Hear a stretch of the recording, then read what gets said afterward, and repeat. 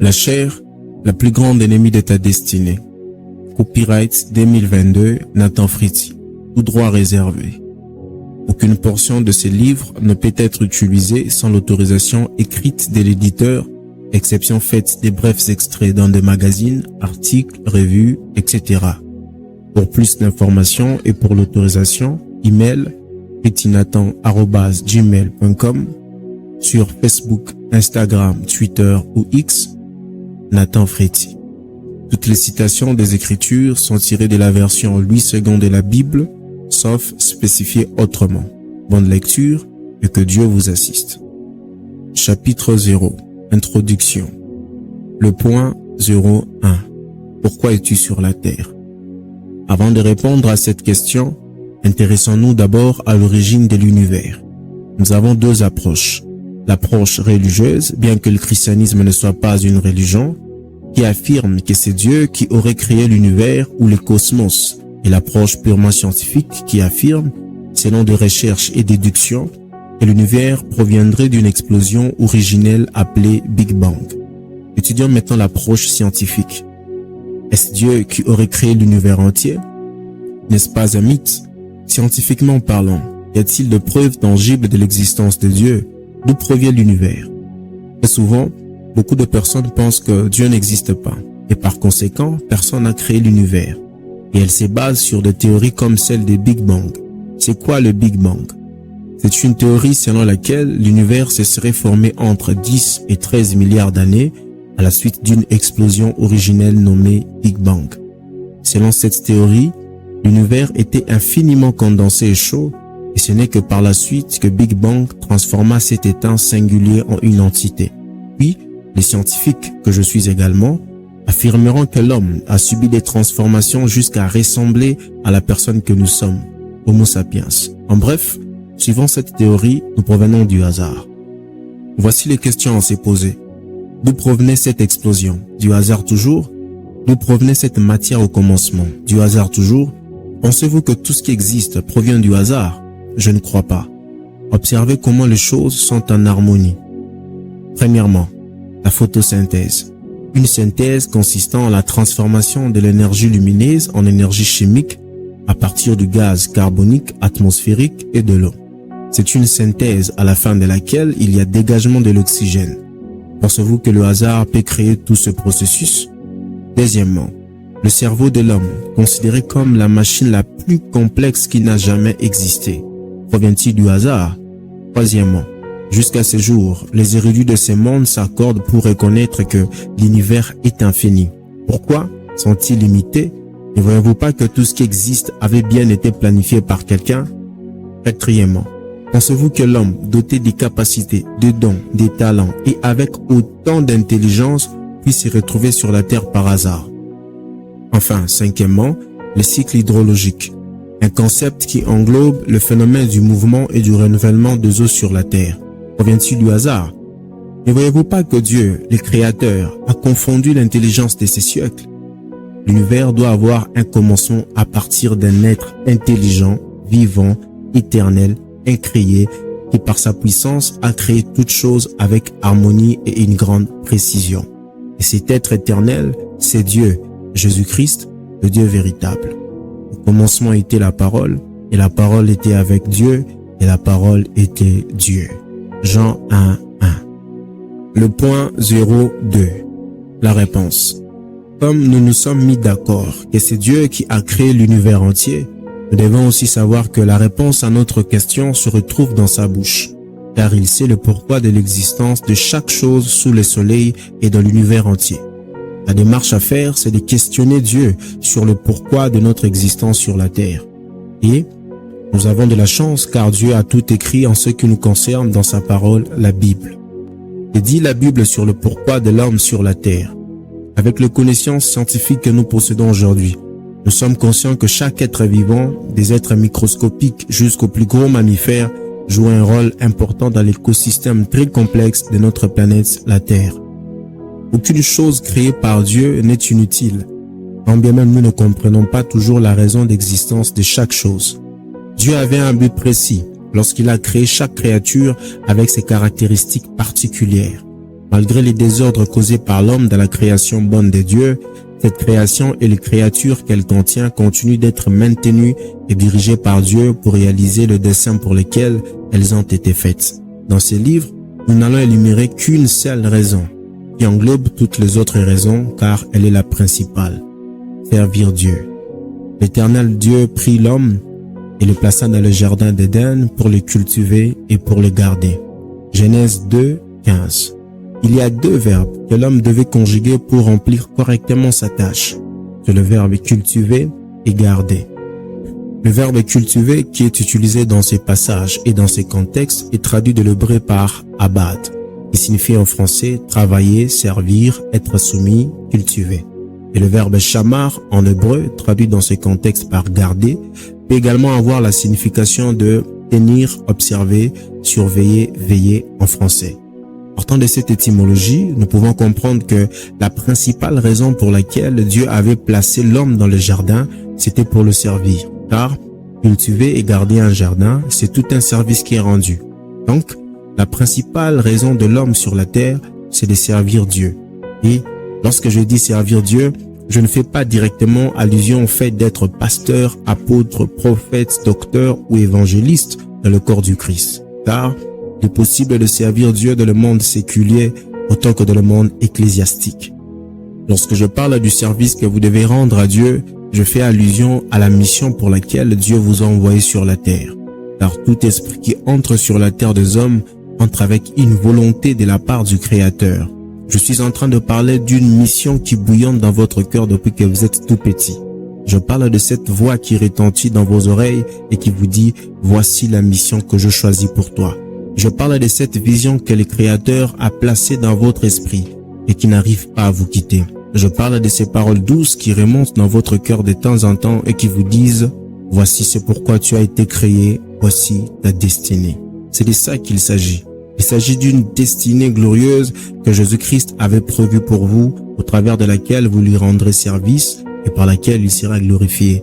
Nous rendons continuellement grâce à Dieu pour le passage sur cette terre des personnes comme Aïdini Abala, Nelson Mandela, Martin Luther King, Patrice Emery Lumumba, David Yongisho, pour le travail qu'ils ont abattu qui était pour la gloire de Dieu et au bénéfice de l'humanité. Vous aussi, vous avez un travail à réaliser lors de votre passage sur la terre. Et si vous désirez servir Dieu en accomplissant la mission pour laquelle il vous a envoyé sur la terre, alors continuez la lecture de ces livres dans lesquels j'explique ce que c'est la chair, des destinées obscurcies et de la manière dont vous devez vivre pour réaliser votre destinée. Chapitre 1. La chair. Le point 1.1. Introduction. C'est toujours important de revenir au commencement lorsque les repères sont perdus, afin de redécouvrir la vérité, plonger son regard dans les saintes écritures et capter les vrais sens des mots émanant de la bouche de Dieu. La Bible nous dit « Alors, l'Éternel Dieu fit tomber un profond sommeil sur l'homme qui s'endormit. Il prit une de ses côtes et referma la chair à sa place. » Genèse 2, 21. C'est la première mention du mot chair dans les saintes écritures. Le mot chair, utilisé dans ces passages et dans ce contexte, est traduit de l'hébreu par bassar, qui signifie en français la viande, le corps ou l'enveloppe charnelle, la nullité. Et cette chair, l'enveloppe corporelle, provient de la terre, affirme le livre de Genèse. L'Éternel Dieu forma l'homme de la poussière de la terre, il souffla dans ses narines un souffle de vie, et l'homme devint un être vivant. Genèse 2, 7. Notre enveloppe charnelle provient de la terre, provient d'en bas, et elle rentrera d'où elle a été tirée. La science nous renseigne qu'une fois que le cœur arrête de battre et que les organes cessent de fonctionner, les ligaments s'assèchent et se rétrécissent, les squelettes se disloquent. Plus tard, l'homme devient de la poussière. Ce qui permet à l'homme de se mouvoir, c'est l'esprit. Sans l'esprit, le corps de l'homme devient inanimé. La chair a une origine terrestre, tandis que l'esprit a une origine divine, c'est pourquoi ils sont opposés. Lorsque nous parlons de la chair, nous faisons également allusion au corps physique, y compris toutes les parties qui le forment. Le corps avec lequel vous êtes en contact avec le monde des humains, ce corps que vous pouvez apercevoir de vos yeux, toucher de vos mains ou sentir de votre nez. Il est important de comprendre ce que c'est la chair et d'où elle provient afin de savoir comment la maîtriser, car nous sommes constamment dans cette lutte. Plusieurs personnes pensent la dompter sans connaissance. C'est la raison pour laquelle la Bible dit que mon peuple périt faute de connaissance. Pour bien combattre l'ennemi, il faut connaître ses défauts et qualités. La force d'une armée, c'est son service de renseignement. Si le service de renseignement n'est pas fort, toute l'armée peut tomber entre les mains de l'ennemi. L'un de ses serviteurs répondit, « Personne au roi, mon Seigneur. » Mais Élisée le prophète, qui est en Israël, rapporte au roi d'Israël les paroles que tu prononces dans ta chambre à coucher. 2 Rois 6, 12. Beaucoup de personnes n'arrivent pas à marcher dans la crainte de Dieu, non pas parce qu'elles n'ont pas assez de force, mais parce qu'elles n'ont pas assez d'informations. Le point 1, 2. Vous êtes tripartite. L'homme a été créé à l'image de Dieu, suivant sa ressemblance, et cela implique que l'homme est d'abord spirituel, bien qu'il soit revêtu d'un corps. Et le Dieu de paix vous sanctifie lui-même tout entier, et que tout votre être, l'esprit, l'âme et le corps, soit conservé irrépréhensible lors de l'avènement de notre Seigneur Jésus-Christ. 1 Thessaloniciens 5, 23. À la lumière de ces passages des Écritures saintes, nous pouvons comprendre que l'être humain est composé de 3 parties bien distinctes qui sont l'esprit, l'âme et le corps. Ainsi, nous pouvons dire que l'être humain est un esprit possédant une âme et habitant dans un corps. Votre esprit vous permet d'être en contact avec le monde des esprits. Votre âme, la faculté intellectuelle et les domaines de la raison, vous permet de capter des pensées, et votre corps vous met en contact avec le monde humain. Le point 1, 2, 1. L'âme et l'esprit. Les termes originaux en hébreu, nephesh, et en grec, psyché, sont employés dans la Bible et ils montrent qu'une âme est soit une personne, soit un animal, soit la vie dont jouit une personne ou un animal. Bien-aimés, je vous exhorte, comme étrangers et voyageurs sur la terre, à vous abstenir de convoitises charnelles qui font guerre à l'âme. 1 Pierre 2, 11. Nephesh vient vraisemblablement d'une racine qui signifie respirant. Quelques définitions de l'âme. Première définition. Principe spirituel, agent essentiel de la vie qui, uni au corps, constitue l'être vivant. Deuxième définition. Essence spirituelle de l'individu qui subsiste après la mort. Troisième définition. Principe de faculté morale, sentimentale, intellectuelle. Siège de la pensée et des passions. Enfin, quatrième définition. Partie matérielle de l'homme opposée au corps. Il existe même une expression rendre l'âme qui veut simplement dire mourir, pour nous montrer combien l'âme est étroitement liée à la vie. Très souvent, beaucoup de personnes confondent l'âme et l'esprit. Cette confusion provient du fait que le terme hébreu nephesh, âme, offre quelques 40 possibilités de traduction. Alors, il importe de poser ces principes fondamentaux. L'esprit et âme sont indissolublement liés l'un à l'autre, à la mort également, et l'esprit-âme de quiconque est né de nouveau ira au paradis en attendant la première résurrection. Wim Malgo. Car la parole de l'Éternel est vivante et opérante, et plus pénétrante qu'aucune épée à 2 tranchants, et atteignant jusqu'à la division de l'âme et de l'esprit, de jointure et moelle, et elle discerne les pensées et les intentions du cœur. Version Darby. Hébreux 4, 1. Établissons une petite différence entre l'âme et l'esprit. L'âme est la responsabilité de l'être humain, son originalité, son individualité, la structure de son identité, qui reste sans pareil et ne peut se répéter, se reproduire. Cependant, l'esprit est l'organe de l'éternité. Avant la nouvelle naissance, il est sous l'emprise du malin, donc mort. Par l'esprit, l'homme saisit ce qui est éternel et par son âme, il perçoit ce qui est terrestre et charnel. Mais Dieu aimerait que votre esprit prenne le contrôle sur tout votre être, pour que ses desseins se réalisent sur la terre des hommes. Le vrai vous, ce n'est pas votre corps, mais bien au contraire votre esprit. Vous devez être en mesure de différencier la voix de votre esprit et celle de votre chair pour ne pas tomber dans le piège de l'ennemi. Et l'Éternel dit à Samuel, « Ne prends point garde à son apparence et à la hauteur de sa taille, car je l'ai rejeté. » L'Éternel ne considère pas ce que l'homme considère. L'homme regarde à ce qui frappe les yeux, mais l'Éternel regarde au cœur. Et Samuel 16, 7. Le point 1, 3. Le péché de la chair. Après la chute de l'homme, tout a été bouleversé. Et c'est la raison pour laquelle le monde attend avec un ardent désir la révélation des fils de Dieu. Dès lors que l'homme a péché, le péché a trouvé son domicile de la chair, c'est-à-dire de la partie physique de l'être humain. Car chose impossible à la loi, parce que la chair la rendait sans force, Dieu a condamné le péché de la chair en envoyant à cause du péché son propre Fils dans une chair semblable à celle du péché. Romains 8, 3. Le péché se logeant dans la chair a pour objectif de détruire l'être humain. L'homme devient vulnérable et s'écarte de la voie de Dieu quand il obéit à la voie de la chair. Si vous permettez à la chair de vous conduire, vous ne serez jamais sur le bon chemin. Dieu a créé l'homme et lui a donné le pouvoir sur toute sa création. Ce n'est pas à la création de vous conduire, mais c'est à vous de piloter toute la création suivant l'inspiration de Dieu. Car ceux qui sont conduits par la chair s'affectionnent aux choses de la chair, mais ceux qui sont conduits par l'esprit s'affectionnent aux choses de l'esprit. Version Osterwald. Romains 8, 5. La plus grande bataille que vous livrez chaque jour, c'est la bataille contre vous-même, contre votre chair. Car la chair voudra à tout prix vous ramener vers les bas, vous traîner dans la boue, afin que vous soyez hors de la volonté de Dieu. Le péché de la chair joue le rôle de pesanteur spirituel. Il veut que l'homme puisse rester sous le joug de Satan, le diable. Dans Matthieu chapitre 4, le diable propose à Jésus-Christ le bien matériel et passager, afin qu'il se prosterne devant lui. Posons-nous la question de savoir, pourquoi est-ce que le diable lui propose le bien matériel? C'est parce qu'il savait que Jésus-Christ était totalement Dieu, totalement homme, et qu'étant dans la chair, il pouvait succomber.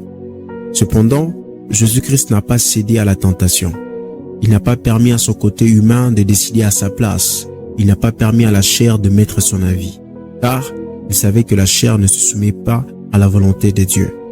C'est ce qui se passe quotidiennement avec nous. Le diable attaque intensément notre chair, car il sait que son compagnon de service y réside.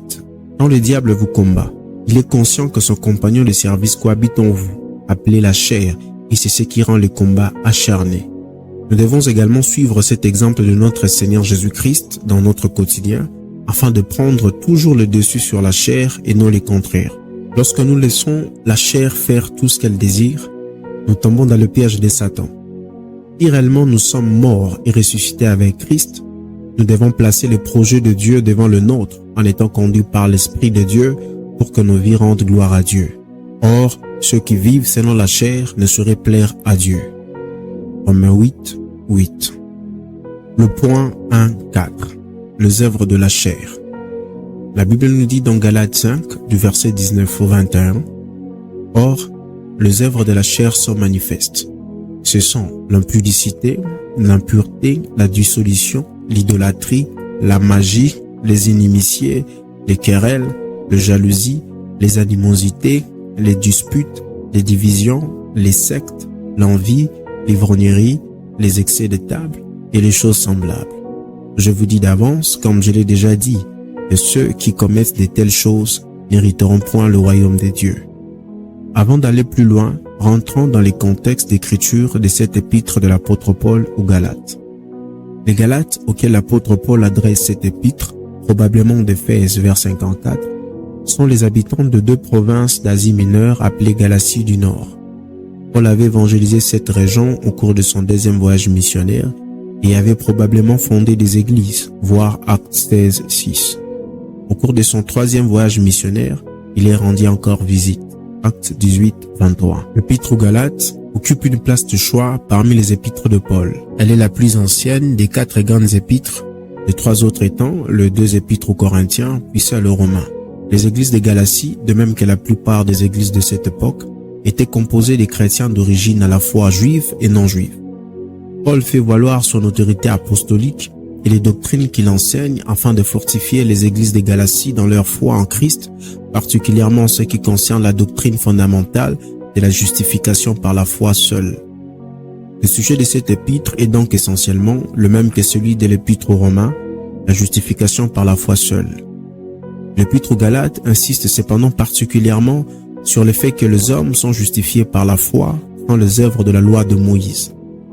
L'épître aux Galates n'a pas été écrite à la manière d'un essai d'histoire contemporaine, mais pour protester contre l'altération de l'évangile de Christ.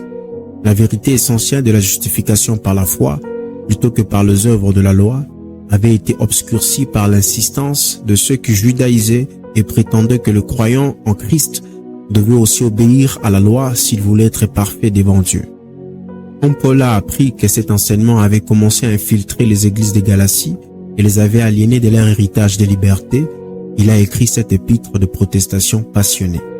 Et il étale les différentes œuvres de la chair. Cette liste des œuvres de la chair qu'étale Paul n'est pas exhaustive, car la chair produit bien plus que cela. Étudions ces quelques œuvres de la chair que nous avons répertoriées. La fornication, l'adultère, la pornographie, la masturbation, l'homosexualité, la transsexualité, la jalousie, la calomnie, l'idolâtrie, la cupidité. Petit a, la fornication. La fornication, c'est le fait d'avoir de rapports sexuels avant le mariage. Autrement dit, lorsque deux personnes consomment l'acte sexuel sans pour autant être liées par le vœu du mariage. Il est dit dans 1 Corinthiens chapitre 6 au verset 18, qui est la fornication. Quelque autre péché qu'un homme commette, ce péché est hors du corps, mais les fornicateurs pêchent contre son propre corps. Version Darby. Je pense que ces versets suffisants pour montrer que la fornication est une abomination devant Dieu.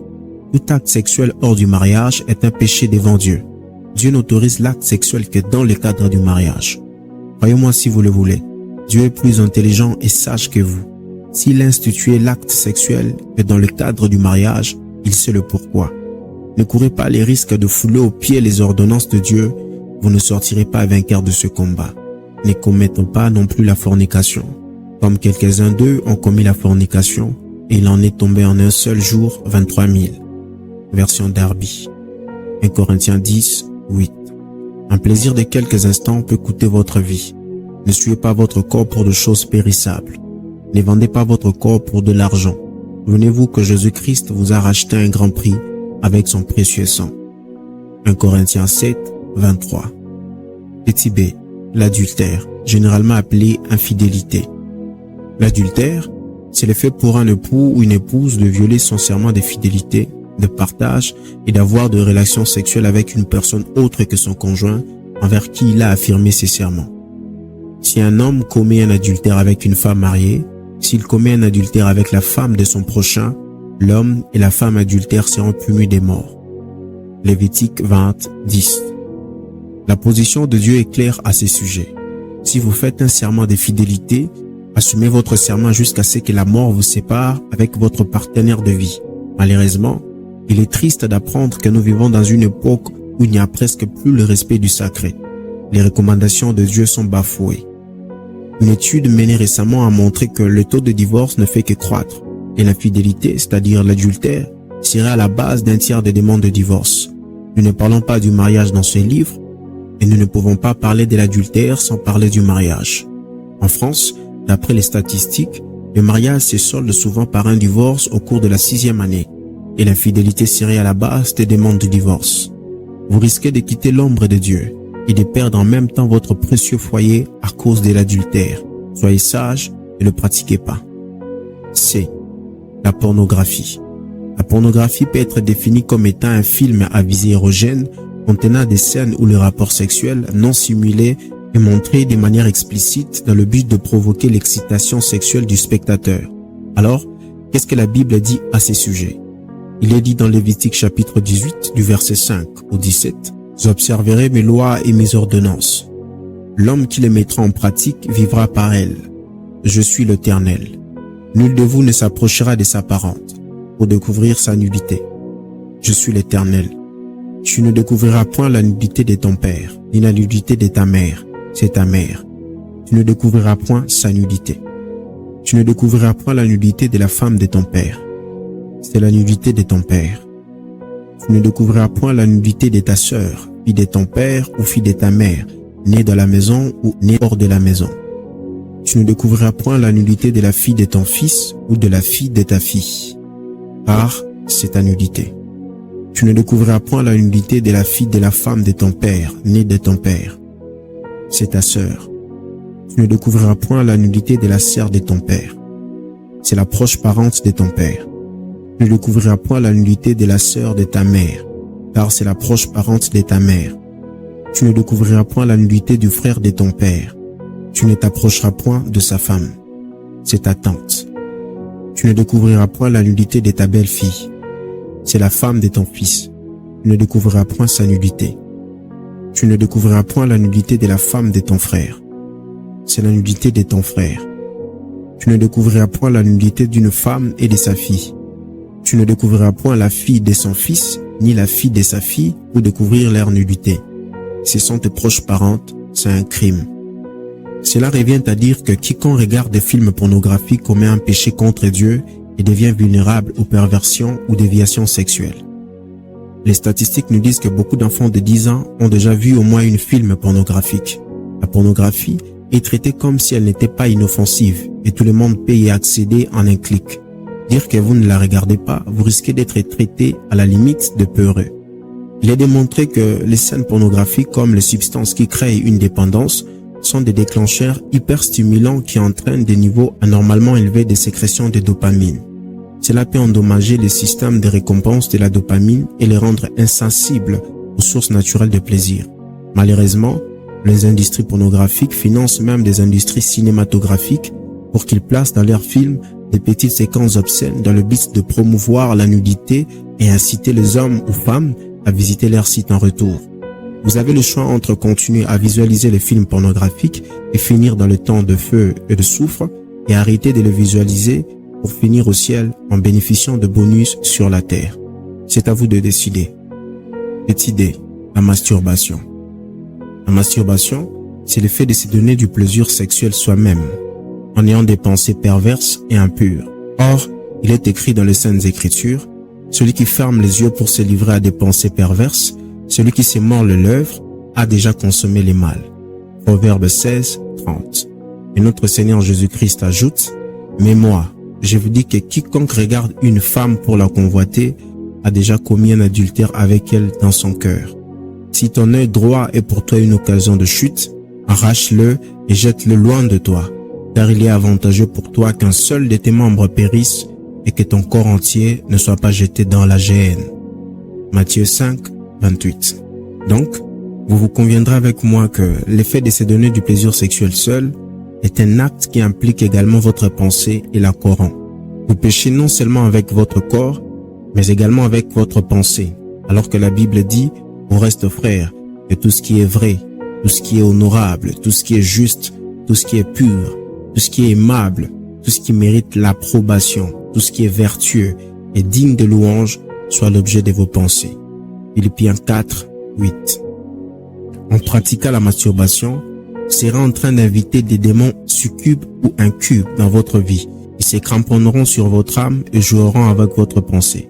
Et si votre âme devient l'aéroport des esprits impurs, sachez que vous finirez par retourner dans le monde. Vous commencerez à trouver bon ce que vous avez condamné hier. Vos mains doivent acclamer Jésus, le roi de gloire, et non vous servir à rendre gloire à Satan. Ne jouez pas avec le feu, il risque de vous brûler vif. Petit E, l'homosexualité. C'est un péché dit contre nature par la Bible, et ce péché consiste à avoir des sentiments ou des relations sexuelles avec un partenaire de même sexe. C'est une abomination devant Dieu. Tu ne coucheras point avec un homme comme on couche avec une femme. C'est une abomination. Lévitique 18, 22. Petit F, la transsexualité. C'est tout ce qui consiste chez l'être humain à changer d'apparence le plus possible pour ressembler au sexe opposé. C'est refuser son sexe biologique par naissance pour adopter volontairement les sexes opposés. C'est une abomination devant Dieu. Une femme ne portera point un habillement d'homme et un homme ne mettra point de vêtements de femme. Car quiconque fait ces choses est en abomination à l'Éternel, ton Dieu. Deutéronome 22, 5. Petit G, la jalousie. Elle consiste à convoiter ce qui appartient à autrui. Toute envie ou jalousie relève de la haine de son prochain. Ces sentiments maintiennent toujours dans les manques et empêchent d'obtenir, de posséder les choses que l'on demande à Dieu dans nos prières. Vous convoitez et vous ne possédez pas, vous êtes meurtrier et envié, et vous ne pouvez pas obtenir. Jacques 4, 2. Petit H, la calomnie. Elle consiste à répandre de propos désobligeants ou de fausses accusations sur autrui en vue de nuire à sa réputation. Celui qui calomnie s'est fait serviteur du diable, car le mot diable veut dire calomniateur. Aucun serviteur du diable ne peut entrer dans le royaume de Dieu. Refusez toute calomnie sur autrui.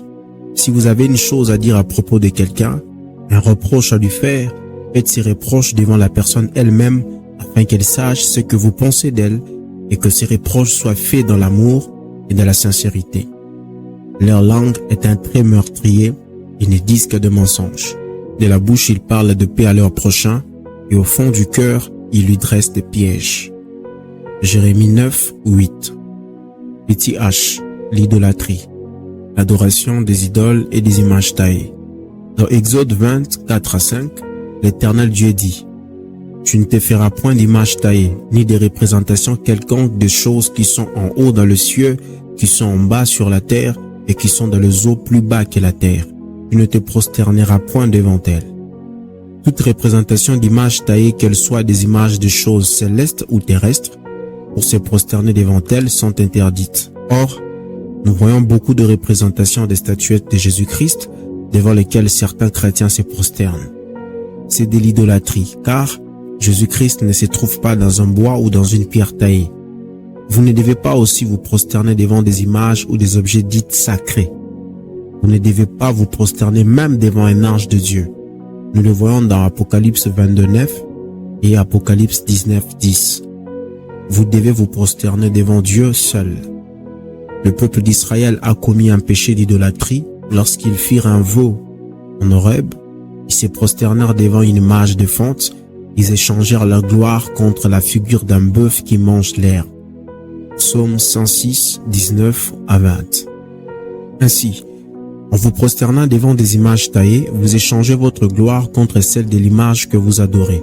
Tandis que si vous vous prosternez devant le véritable Dieu, vous êtes transformé en la même image que Dieu, de gloire en gloire, comme par le Seigneur, l'Esprit. 2 Corinthiens 3, 18. Mais pour le lâche, les incrédules, les abominables, le meurtrier, les impudiques, les enchanteurs, les idolâtres et tout le menteur, leur part sera dans les temps ardents de feu et de soufre, ce qui est la seconde mort. Apocalypse 21, 8. Petit I, la cupidité. La cupidité est une forme d'idolâtrie, c'est que dit l'Écriture, Ephésiens 5, 5. Les cupides sont ceux qui aiment l'argent, le bien matériel, et se livrent à l'excès du manger et du boire. Aucun cupide n'a de place dans le royaume de Christ. Ephésiens 5, 5. La cupidité, c'est l'adoration de maman. Jésus dit, vous ne pouvez servir Dieu et maman. Matthieu 6, 24. Ceux qui ont l'amour de l'argent servent maman, même s'ils ne le savent pas. Et Jésus nous avertit qu'on ne peut servir à la fois Dieu et maman, c'est-à-dire qu'on ne peut pas aimer Dieu et aimer l'argent. Il ne s'agit pas de vouloir être pauvre, mais la Bible nous enseigne de savoir nous contenter de ce que Dieu nous donne et de rendre grâce. La Bible dit que l'amour de l'argent est une racine de tout le monde. Et quelques-uns, en étant possédés, se sont égarés loin de la foi et se sont jetés eux-mêmes dans bien de tourments. 1 Timothée 6, 10. C'est pour cela qu'il est difficile pour un riche d'entrer dans le royaume des cieux, car la cupidité et les gains excessifs est attaché à leur cœur. Matthieu 19, 23. Ce n'est pas impossible d'être riche et d'entrer dans le royaume des cieux, mais c'est difficile, parce que la tentation est plus grande. Ce n'est pas l'argent qui est le problème, c'est plutôt l'amour de l'argent qui est le péché. On peut être pauvre, mais avoir un amour excessif de l'argent. Donc ce n'est pas le fait d'être riche ou pauvre qui compte. C'est ce qui se passe dans le cœur de l'un ou de l'autre. Quel est donc le secret? Ne vous livrez pas à l'amour de l'argent, contentez-vous de ce que vous avez. Hébreux 13, 15. C'est ce que pratiquait l'apôtre Paul. Il disait, je sais vivre dans l'humiliation et je sais vivre dans l'abondance. En tout et partout, j'ai appris à être rassasié et à avoir faim, à être dans l'abondance et à être dans la disette. Philippiens 4, 12. Car l'amour de l'argent est une racine de tout le maux, et quelques-uns, en étant possédés, se sont égarés loin de la foi et se sont jetés eux-mêmes dans bien de tourments. 1 Timothée 6, 10.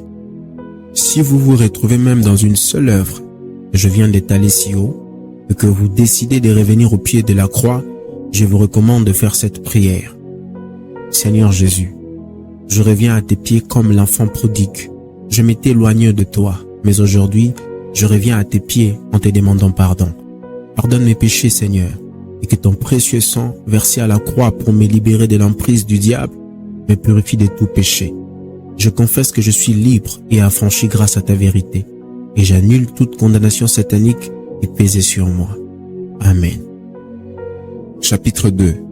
La chair ne se soumet pas à Dieu. Le point 2.1. Introduction. La chair ne peut en aucun cas se soumettre à la volonté de Dieu, car elle foule aux pieds toutes les recommandations divines sans pitié. Même Jésus-Christ, pendant le jour de sa chair, a fait face à cette bataille acharnée contre la chair. Puis, ayant fait quelques pas en avant, il s'est jeté sur sa face et pria ainsi: « Mon Père, s'il est possible que cette coupe s'éloigne de moi.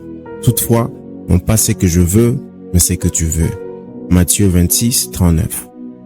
Alors que Jésus-Christ était décidé d'accomplir parfaitement le plan de Dieu, sa chair lui montrait comment il allait souffrir, combien il allait être humilié, insulté et torturé atrocement avant de réaliser ses plans rédempteurs.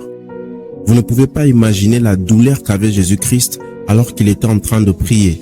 Il était tellement abattu que sa sueur devient du sang. La chair lui faisait pression pour qu'il lâche prise. Étant en agonie, il priait plus instamment et sa sueur devient comme de grumeaux de sang qui tombaient à terre.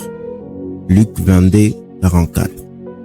Certes, pendant le jour de sa chair, il était totalement Dieu et totalement homme, mais le côté humain pesait également sur la balance.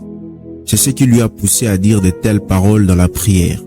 Cependant, ce qui est important, c'est la façon dont il a conclu sa prière en disant « Toutefois, non pas ce que je veux, mais ce que tu veux. » Il a trouvé bon de perdre sa vie pour que les desseins de Dieu se réalisent et que le monde entier soit sauvé et libéré de l'empire du diable.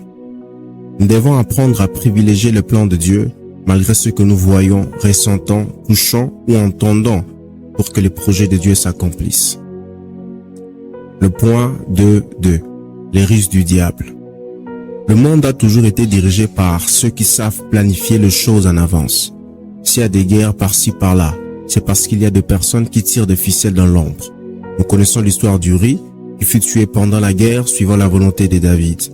Uri reçut une lettre de la part de David qu'il devait transmettre à son supérieur Joab, en ignorant que la lettre contenait la décision finale sur sa vie. Le lendemain matin, David écrivit une lettre à Joab et l'envoya par la main d'Uri.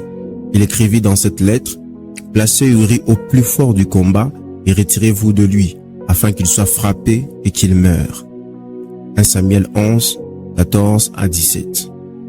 Uri transportait sa condamnation entre ses mains sans le savoir. David était rusé et a abusé de sa position pour mettre fin à la vie d'Uri. Nous sommes quotidiennement confrontés à des problèmes qui nous clouent au sol sans savoir la cause. C'est pourquoi nous devons prier à Dieu qu'il nous ouvre les yeux afin de détecter les ruses du malin. Dans Genèse chapitre 3, verset 1, la Bible nous renseigne que le serpent était l'animal le plus rusé de tous les animaux que Dieu avait fait. D'autre part, la Bible appelle le diable le serpent ancien. Apocalypse 12, 9 et 22. Comme pour dire que la Bible assimile le diable à un serpent rusé. La Bible nous montre la vraie identité du diable, celle du menteur. Il ne s'était pas de la vérité dès le commencement, car il est le père du mensonge. Dans cette carcasse des menteurs, il veut tuer la vie de plusieurs par ses ruses. C'est la raison pour laquelle nous exposons le ruse du diable afin que les enfants de Dieu soient équipés. Le mot ruse vient du grec dolos, traduit en français par habilité, tromperie ou astuce. Le but du diable, c'est de séduire le peuple de Dieu pour que ces derniers abandonnent la bonne voie. Cela était le cas d'Ève dans les jardins d'Éden. C'est ainsi, nous allons parler des ruses du diable. Nous n'allons parler que de 2 dans ce livre, car nous estimons que c'est un sujet très large qui peut faire l'objet d'un prochain livre. Le point 2.2.1. Première ruse. S'aimer le doute dans le cœur. Le diable a pour but de s'aimer le doute dans le cœur, qui est comme un venin mortel, et je le répète, il ne poursuit qu'un seul but, votre destruction. La Bible nous dit qu'il y avait un vieux prophète à Bethel qui, après avoir entendu le merveille que l'homme de Dieu avait faite, il suivit cet homme de Dieu. Ce vieux prophète avait son but précis quand il poursuivait le jeune prophète, celui de le faire tomber. L'histoire dit que le vieux prophète a commencé par s'aimer le doute dans le cœur du jeune prophète en remettant en cause les ordonnances de Dieu. Ainsi, il finit par détruire la vie du jeune prophète. C'est la stratégie du diable. Et il lui dit: « Moi aussi je suis prophète comme toi. Et un ange m'a parlé de la part de l'Éternel et m'a dit, ramène-les avec toi dans ta maison et qu'ils mangent du pain et boivent de l'eau. Il lui mentait. 1 Roi 13, 18. Le diable, Satan, est appelé le prince de ténèbres. Or, le mot ténèbres vient d'un mot grec, skotos, qui est traduit également en français par ignorance. Cela revient à dire que le diable a une mainmise sur chaque domaine de votre vie où vous manquez une connaissance nécessaire et suffisante. Souvenez-vous de ce que la Bible dit. Mon peuple est détruit parce qu'il lui manque la connaissance. Puisque tu as rejeté la connaissance, je te rejetterai et tu seras dépouillé de mon sacerdoce. Puisque tu as oublié la loi de ton Dieu, j'oublierai aussi tes enfants. Osée 4, 6. Le diable se mobilisera à faire tout ce qui est à son pouvoir afin de s'aimer la confusion dans votre cœur pour que vous disiez que Dieu avait tort lorsqu'il vous parlait. Le même Jean-Baptiste qui a approuvé le ministère de Jésus-Christ et a reconnu qu'il s'agissait bel et bien de lui que parlaient les Écritures saintes, c'est le même Jean-Baptiste qui a envoyé plus tard de gens pour aller lui questionner s'il s'agit bel et bien de lui dont parlaient les prophètes. Es-tu celui qui doit venir ou devons-nous en attendre un autre? Jésus leur répondit, allez rapporter à Jean ce que vous entendez et ce que vous voyez. Matthieu 11, 4 à 5. Ce qui est certain, les diables avaient eu à installer le doute dans le cœur de Jean-Baptiste, comme pour dire « nul n'est épargné », car la chair n'a de respect à l'égard de personne. Nous pouvons prendre cet exemple selon lequel vous venez de passer plusieurs heures dans la prière à demander à Dieu de répandre sur vous une onction fraîche pour que le malade voie la main de Dieu. Le moment venu, vous croisez une personne souffrant de la lèpre et cette dernière désire vivre la guérison divine dans sa vie. Puis, subitement vous entendez la voix de Dieu vous dire « Mon fils, pour qu'il soit guéri, touche ses mains et déclare la guérison. » Mais de l'autre côté, la chair aussi vous parle en disant « Mon cher ami, tu n'as pas besoin de toucher ses mains pour qu'il soit guéri. Déclare juste de paroles sans le toucher, car Dieu est le Dieu de près et de loin. D'ailleurs, tu risques d'être infecté. » Ici, vous êtes devant un dilemme quant à savoir suivre la voie de Dieu ou suivre la voie de la chair qui paraît bon pour moi. Si vous vous dites, bon, je me trouve des gants, après tout, je vais toujours le toucher. Mon ami, croyez-moi, vous venez de suivre la voie de votre chair et fouler aux pieds la directive de Dieu. Et donc, le miracle n'aura plus lieu. La peur qui vous a poussé à porter des gants ne vient pas des yeux, elle vient de votre chair. Voyez-vous ce que la chair est capable de faire? Mais Jésus, sans tenir compte de ces paroles, dit au chef de la synagogue, « Ne crains pas, crois seulement. » Marc 5, 36. Jésus-Christ ne voulait pas être intimidé par les paroles de cet homme qui provenaient de la chair. Au contraire, il avait agi suivant la révélation du Saint-Esprit. Vous n'avez aucune idée des dégâts que la chair peut produire. Méfiez-vous d'elle. Le point 2.2.2. Deuxième ruse. Montrez votre incapacité. Le diable est l'adversaire de l'homme. C'est une grosse erreur de dire que Satan est l'opposé de Dieu. Le Dieu que nous prions, Yahweh, n'a pas d'opposé. Il est unique. Le diable a toujours la ruse de placer en avant-plan les faiblesses d'une personne afin de la paralyser totalement. Alors que Dieu vous recommande simplement que les faibles disent « Je suis fort », le diable vous dira « Mon ami, tu es trop faible pour gagner ces combats. Tu es trop faible pour vaincre ces Goliaths. Alors, sois sage et abandonne cette conquête. Sinon tu perdras ta vie pour rien. » Le diable n'est pas du tout content quand vous percez dans votre domaine. Il cherchera toujours à ruiner votre vie. Saül dit à David, « Tu ne peux aller te battre avec ces Philistins, car tu es un enfant. » Et il est un homme de guerre dès sa jeunesse. 1 Samuel 17, 23. Dans ce chapitre 17 de 1 Samuel, on nous parle de cette scène qui s'est passée entre David et Goliath. Et au 23e verset de ce même chapitre, on nous apprend que le roi Saül a eu une discussion avec le jeune David qui voulait défendre l'honneur de son Dieu et le Dieu d'Israël, Yahweh. Le roi Saül était dans la réalité, tandis que le jeune David était dans la révélation. Il ne pouvait pas penser de la même façon. Pendant que le roi Saül recommandait à ce jeune homme David son armure, le jeune David lui présentait une pierre. Satan, le diable, travaille de la sorte afin de paralyser votre foi. C'est la raison pour laquelle il ne faut pas placer sa confiance en une chose ou en une personne, mais en Dieu seul. Quand le diable vous présente votre incapacité, il s'attaque à votre âme. Le diable vous présentera toujours votre faiblesse afin que vous n'avanciez pas. Devant le Goliath de votre vie, il vous montre combien vous êtes petit, combien vous êtes inexpérimenté, combien vous êtes incapable. Le diable travaille beaucoup dans ce domaine-là car il sait que votre âme sera abattue au-dedans de vous, rien qu'en entendant ces choses. Quand votre âme est abattue au-dedans de vous, vous serez également abattu physiquement. La puissance qu'a votre âme est plus que la puissance de vos biceps. D'ailleurs, la raison pour laquelle la Bible dit « Garde ton cœur plus que toute autre chose, car de lui viennent les sources de la vie. » Proverbe 4, 23. Beaucoup d'enfants de Dieu ignorent ce domaine. Ils passent beaucoup de temps dans la prière, mais sont toujours frustrés. Pourquoi selon vous? C'est parce qu'ils ne prient pas assez ou simplement parce qu'ils ne cherchent pas Dieu en vérité? Non, ce n'est même pas pour ça. C'est parce qu'ils n'arrivent pas à comprendre que l'âme a besoin également d'être renouvelée. Et ce n'est pas du jour au lendemain, cela peut prendre un temps. C'est dans cette optique que la Bible dit « Ne vous conformez pas au siècle présent, mais soyez transformés par le renouvellement de l'intelligence, afin que vous discerniez quelle est la volonté de Dieu, ce qui est bon, agréable et parfait. » Romains 12, 2. Quand la Bible parle de l'intelligence dans ce passage, elle touche l'âme, car l'âme est la faculté intellectuelle, c'est l'intellect. Lorsqu'une personne donne sa vie au Seigneur, elle devient une nouvelle créature ou création, mais pas amnésique, car elle aura toujours ses facultés en place. J'ai souvent entendu les gens dire « Comment est-ce que celui-ci, à peine converti, peut-il injurier comme s'il était encore dans le monde ?»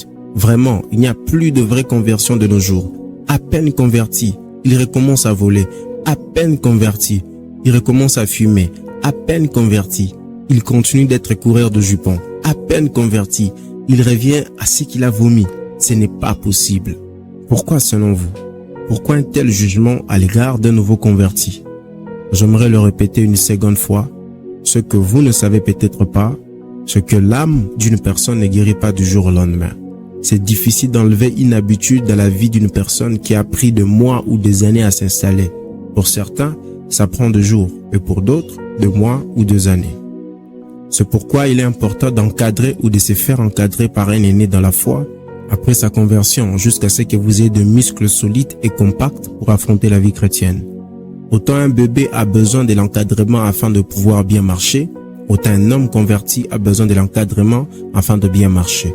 Souvenez-vous, même la nature nous enseigne. Vous devez être capable de refuser toute poison que le diable veut injecter dans votre cœur afin de le vaincre. Refusez toute identité que le diable veut vous coller afin de vous affaiblir.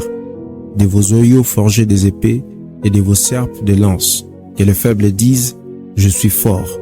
Joël 3, 1. Le point 2, 3. Les satisfactions de la chair. La Bible nous dit dans le livre d'Ecclésiaste, chapitre 1er et le verset 8, « Toutes choses sont en travail au-delà de ce qu'on peut dire. L'œil ne se rassasie pas de voir et l'oreille ne se lasse pas d'entendre. » Cela nous conduit à réaliser l'insatisfaction des membres du corps humain. Depuis la chute d'Adam et Ève au jardin d'Éden, l'être humain ressent un vide profond en lui qu'il cherche quotidiennement à combler par tout ce qu'il appelle bonheur. Malgré tout ce qu'un homme peut posséder, il aura toujours envie d'en posséder plus. C'est la nature de la chair. Elle cherche inlassablement à tout posséder jusqu'à ce qu'elle réalise que rien sur cette terre des hommes ne pourrait combler sa soif excessive de posséder encore et encore. Arthur disait, la satisfaction que l'homme peut donner à nos désirs ressemble à le monde donné aujourd'hui aux mendiants et qui les fait vivre assez pour être affamé demain. L'homme peut acquérir des millions de dollars dans son compte bancaire, avoir une renommée, posséder des villas pour ensuite se suicider. Comme pour dire, avoir l'argent en abondance ne veut pas forcément dire être heureux ou avoir le vrai bonheur de la vie. Le vrai bonheur, c'est en Jésus-Christ qui s'est fait suivre d'aucun chagrin. Nous l'avons dit dans le précédent chapitre que la chair pousse l'homme à désobéir aux ordonnances divines et comme la chair de l'homme est un éternel insatisfait, elle incitera l'homme à aller de mal en pire. Vous vous souviendrez avec moi qu'il y eut un homme qui s'appelait Adolf Hitler, un idéologue et homme d'État allemand, né le 20 avril 1889 à Braunau am Main, en Autriche-Hongrie, qui aurait subi les violences de son père, devint orphelin à l'âge de 14 ans et abandonna ses études à l'âge de 16 ans.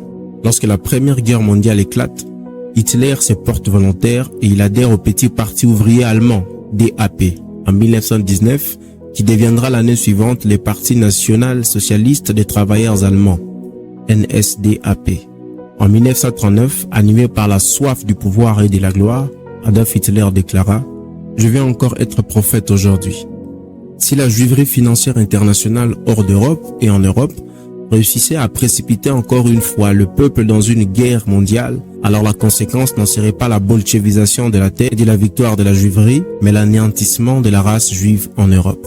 C'est ainsi, les années qui ont suivi après cette déclaration haineuse, de nombreux dignitaires et responsables nazis se référèrent à cette parole d'Adolf Hitler afin de justifier tous les massacres de masse perpétrés contre les juifs jusqu'au génocide. Plus de 2700 juifs furent tués sur la plage le 15 décembre 1941. Les femmes et enfants ont été forcés de se mettre en sous-vêtements en hiver et ont été pris en photo dans le but de les humilier.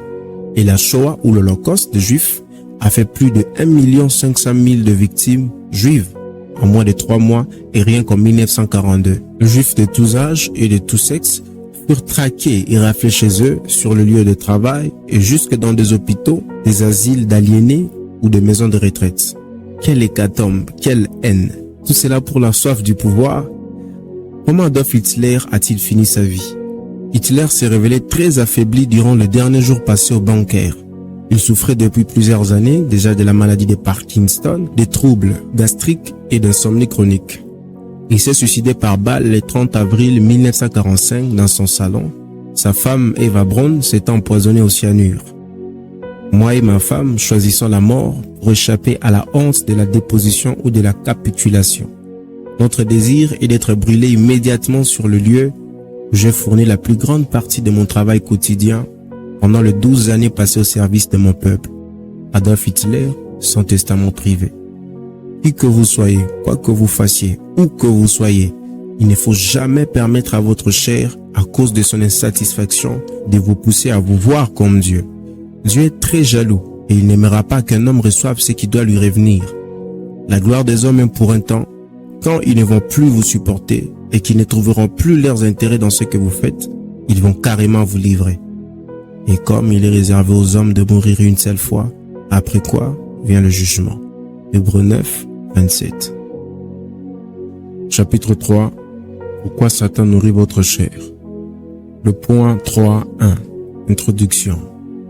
Comme nous l'avons dit dans le précédent chapitre, que le diable nourrit votre chair, il travaille efficacement pour votre chute. Il poursuit un dessein, celui de vous pousser à vous rebeller contre Dieu. Satan est un rebelle. Il s'est rebellé contre Dieu et il connaît bien son sort, ainsi que celui de ses acolytes, l'enfer, où ils seront tourmentés au siècle des siècles. Satan est rusé. Il sait que quiconque se rebellera contre Dieu aura le même sort que lui. C'est pourquoi il fournit beaucoup d'efforts pour faire succomber l'humanité dans le péché qui l'éloignerait de Dieu, tout en sachant qu'il a peu de temps. C'est pourquoi, réjouissez-vous, cieux, et vous qui habitez dans le cieux. Malheur à la terre et à la mer, car le diable est descendu vers vous, animé d'une grande colère, sachant qu'il a peu de temps. Apocalypse 12, 12. Voyons maintenant les 3 raisons. Ce ne sont pas les seules raisons pour lesquelles Satan nourrit votre chair. Le point 3.2. Première raison, affaiblir votre homme intérieur.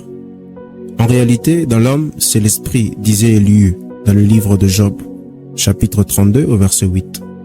Le vrai vous, c'est votre homme intérieur, votre esprit, le souffle du Tout-Puissant qui vous permet de vous mouvoir. Et le diable tente par tous les moyens pour l'affaiblir, le rendre assujetti, afin de vous piloter à sa guise. Il cherchera à suivre tous les canaux par lesquels Dieu passe pour nourrir votre esprit. Il en existe beaucoup, mais dans ce livre, nous n'allons traiter qu'un d'un seul canal par lequel Satan passe pour vous affaiblir. Le point 3.1.1. Le canal de la pensée. Il est écrit dans le livre de Matthieu, chapitre 22, au verset 37. Jésus lui répondit, « Tu aimeras le Seigneur ton Dieu de tout ton cœur, de toute ton âme et de toute ta pensée. » La Bible nous recommande d'aimer Dieu non seulement au niveau du cœur ou de l'âme, mais également au niveau de la pensée. Avant d'aller plus loin, définissons tout d'abord ces mots de 6 lettres, pensée. Le point 3.1.1.1. Que veut dire la pensée? Étymologiquement parlant, le mot penser vient du latin pensare, qui peut être traduit en français par peser, apprécier, évaluer ou penser. La pensée contient l'idée de dessein, projet, représenté comme n'étant qu'encore qu'immatériel dans la conscience de l'homme. Différentes définitions de la pensée. Première définition. La pensée est un discours que l'âme se tient, qui ne s'adresse pas à un autre et que la voix ne profère pas. Autrement dit, le dialogue de la raison avec elle-même. Platon, philosophe et disciple de Socrate. Deuxième définition. La pensée est définie comme étant l'ensemble de processus par lesquels l'être humain, au contact de la réalité matérielle et sociale, élabore des concepts, les relie entre eux et acquiert de nouvelles connaissances. Enfin, troisième définition, c'est une représentation, image dans la conscience d'une personne. Ainsi, nous pouvons déduire que la pensée est étroitement liée à l'action. Tout ce que nous faisons sous le soleil est le fruit d'un raisonnement. À tout moment où nous voulons accomplir une tâche, nous réfléchissons, nous élaborons un procédé logique dans notre cerveau qui nous permettra d'accomplir la dite tâche avec finesse et précision. Autrement dit, notre façon de penser détermine les résultats que nous obtenons au quotidien. Et la parole de Dieu nous révèle que Jésus, le Dieu véritable, connaît tout, même les pensées les plus profondes de l'homme. Jésus, ayant aussitôt connu par son esprit ce qu'ils pensaient au-dedans d'eux, leur dit « Pourquoi avez-vous de telles pensées dans vos cœurs ?» Marc 2, 8. C'est la raison pour laquelle lui-même nous recommande dans le livre de Philippiens chapitre 4, verset 8, « Au reste, frères, et tout ce qui est vrai, tout ce qui est honorable, tout ce qui est juste, tout ce qui est pur, tout ce qui est aimable, tout ce qui mérite de l'approbation, ce qui est vertueux et digne de louange, soit l'objet de vos pensées. » Et le diable, connaissant cela, il essaye de toute façon d'injecter des pensées impures, mauvaises, impudiques, immorales et rebelles contre Dieu, par tout ce que l'homme voit, touche, sent, entend ou goûte pour qu'il n'adore point Dieu. Le malin sait que s'il corrompt votre pensée, vous allez tôt ou tard vous éloigner de Dieu. Le malin sait que s'il remplit votre pensée de scènes obscènes, immorales et impudiques, vous finirez par tomber dans la perversion sexuelle. Le malin sait que s'il retient votre pensée captive, vous ne saurez adorer Dieu en vérité et en esprit. C'est pourquoi il est important de ne pas penser à n'importe quoi ou n'importe comment au risque de donner accès au diable. Nous renversons les raisonnements et toute hauteur qui se lève contre la connaissance de Dieu et nous amenons toute pensée captive à l'obéissance de Christ. Des Corinthiens 10, 5. Ne jouez pas avec vos pensées, le diable peut s'en servir contre vous. Le point 3.3. Deuxième raison. Détruire votre vie de prière. Le mot prière de l'hébreu est traduit par palal ou atar. Le terme palal veut dire intervenir, s'interposer, intercéder. Et atar veut dire supplier, implorer. Partant de cette étymologie, nous pouvons comprendre que la prière est un moment où nous parlons à Dieu et avec Dieu. Un moment où nous nous mettons en contact avec les réalités du ciel, en communion avec le Seigneur. Réjouissez-vous en espérance, soyez patients dans l'affliction, persévérez dans la prière. Romains 12, 12. Souvent, nous pensons que la prière est notre dernier recours face aux problèmes, alors que c'est toute une vie. Les personnes que Dieu met à part passent du temps avec Dieu dans la prière. Même Jésus-Christ, notre Seigneur et Sauveur, passait du temps dans la prière. Mais Satan, connaissant cela, il travaille d'arrache-pied pour briser cette communion de l'homme avec son Dieu. Il veut à tout prix déconnecter l'homme de Dieu. Aussi, pour avoir une vie de prière fervente, il faut connaître l'utilité de la prière. Car prier, c'est se nourrir en esprit. Comme celui qui ne s'alimente pas finit par perdre sa vie, de même, celui qui ne prie pas risquera de succomber face à la tentation. La faiblesse de la prière fait manquer la force de combattre le bon combat de la foi. Nous devons imiter la vie de prière du Seigneur Jésus-Christ qui s'est retiré dans le désert et priait. Jésus leur adressa une parabole pour montrer qu'il faut toujours prier et ne point se relâcher. Luc 18, 1. Avez-vous perdu le goût de la prière? Avez-vous perdu votre premier amour pour Dieu? Autant il est possible de savoir qu'une personne souffre d'une maladie X rien qu'en observant les symptômes. De même, il est possible de savoir si vous avez perdu votre premier amour pour Dieu rien qu'en observant les actes que vous posez au quotidien.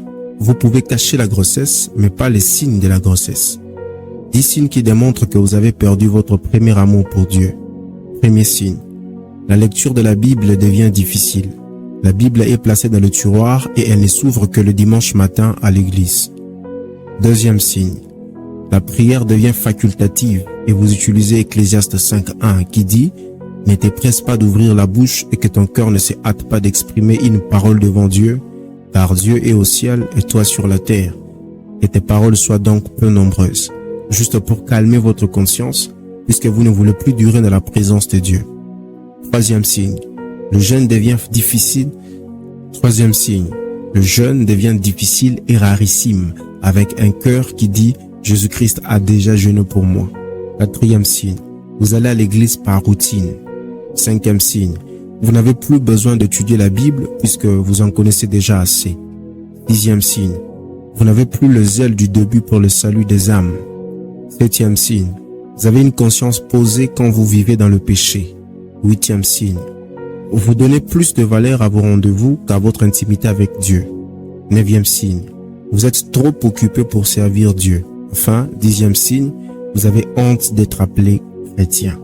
Dieu vous demande une seule chose, donnez-lui votre cœur et vous ne le regretterez pas. Le point 3-4. Troisième raison, vous recrutez dans son armée.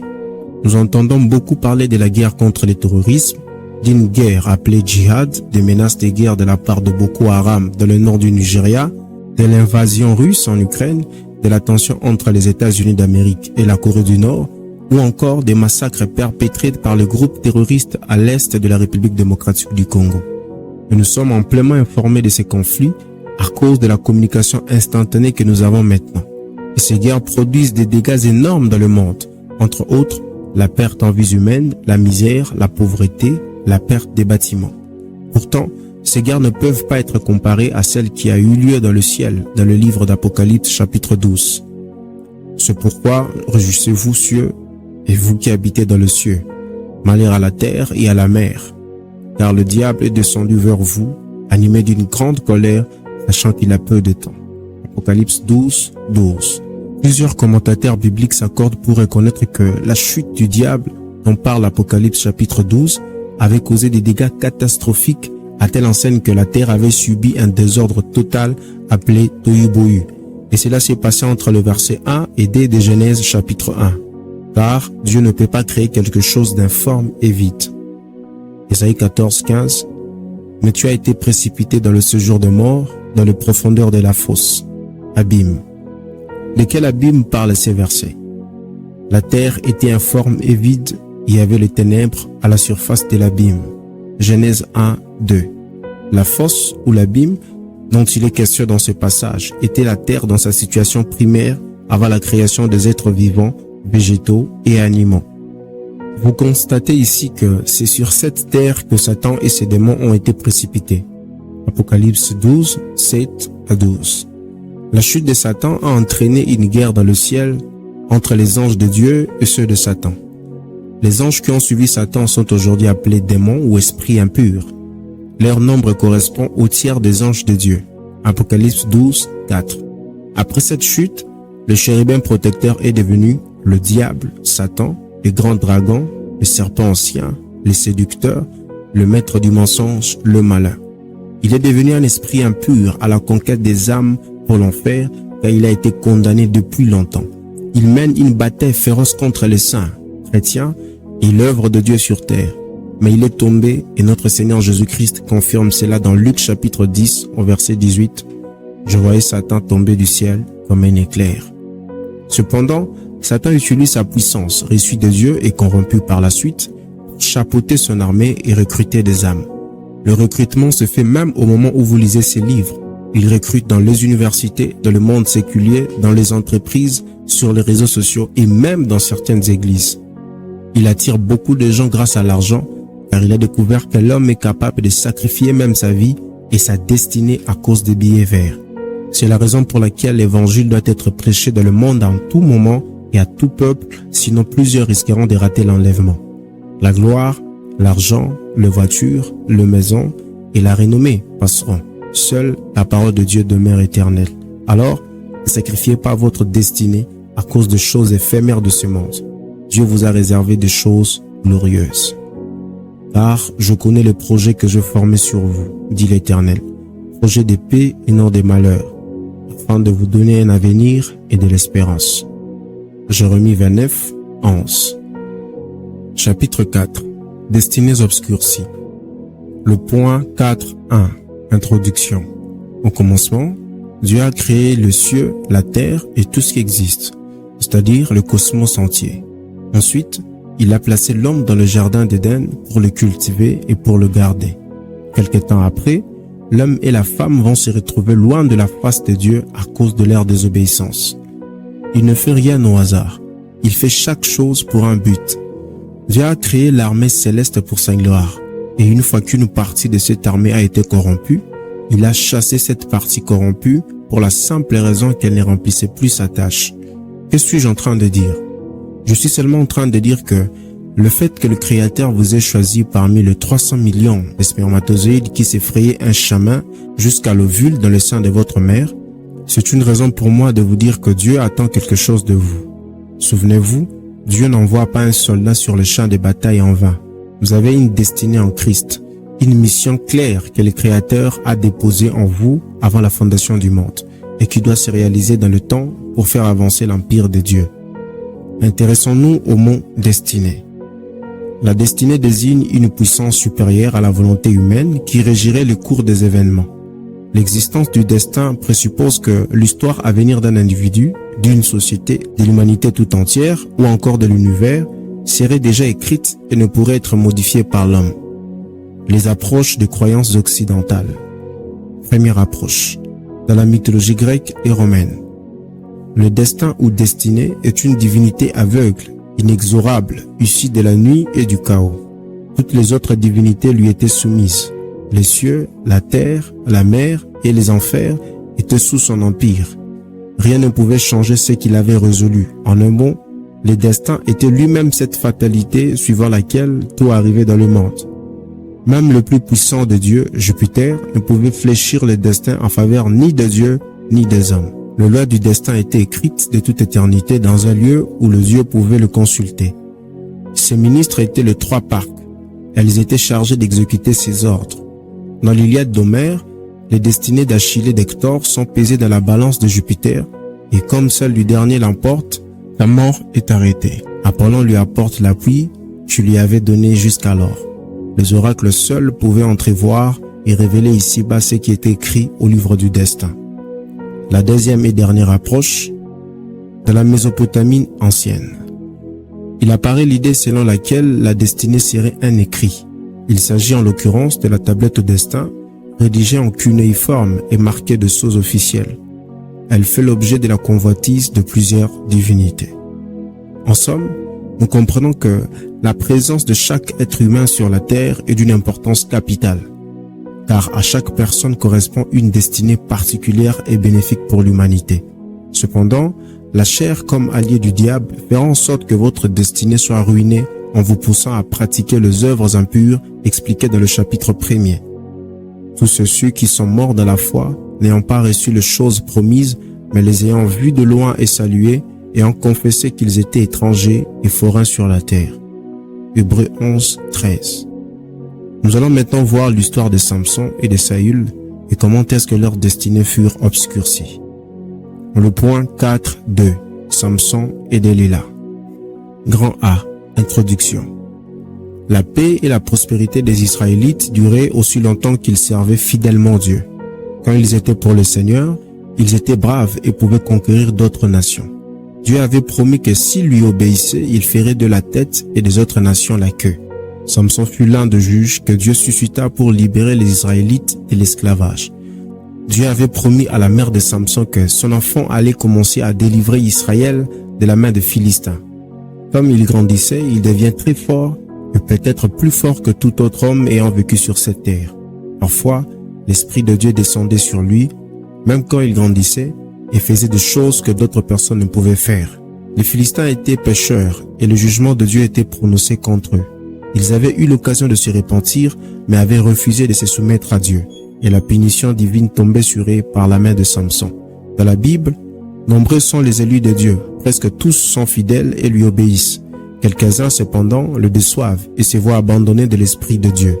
C'est le cas de Samson, doué d'une force exceptionnelle, mais qui finira pourtant captif et aveugle pour avoir perdu cette force en suivant la volonté de sa chair. Samson fut un nazir. La vie du nazir est réglée par une série d'interdits. Nombre 6, 1 à 12. Dieu enseigne à Moïse la loi du naziréat, interdiction de consommer tout ce qui se rattache à l'alcool, de se raser la tête ou de s'approcher d'un mort. Ces divers points se retrouvent énoncés en Juge 13. lors de l'apparition de l'ange du Seigneur à la future mère de Samson. Pendant sa grossesse, celle-ci devra s'abstenir de produits interdits aux nazirs, car l'enfant est consacré dès le sein maternel. Et après, Samson devra se conformer aux exigences du naziréat à partir de sa naissance et jusqu'à sa mort. Un aspect du vœu de naziréat était de laisser pousser le cheveu, et Dieu fit une recommandation spéciale dans le cas de Samson, que le rasoir ne devait pas passer sur sa tête. Ce n'était pas tous ceux qui laissaient pousser leurs cheveux par un vœu qui avaient la force de Samson. Mais c'était comme s'il y avait un rapport entre ses cheveux et sa force.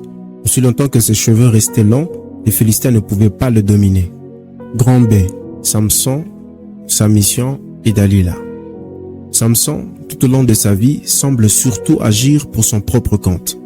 Après la trahison de son beau-père, il lutte contre les Philistins dont il veut se venger. Il est formule lui-même en leur disant « Puisque vous agissez de la sorte, je n'aurai de cesse qu'après m'être vengé de vous. » Juge 15, 7.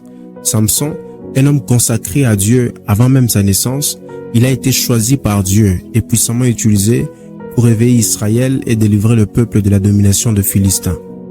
Il était doté d'une force surnaturelle. La Bible recense plusieurs de ses exploits que vous pourrez retrouver dans Juge 13 à 16. D'où venait sa force? De ses cheveux, signe de consécration à Dieu.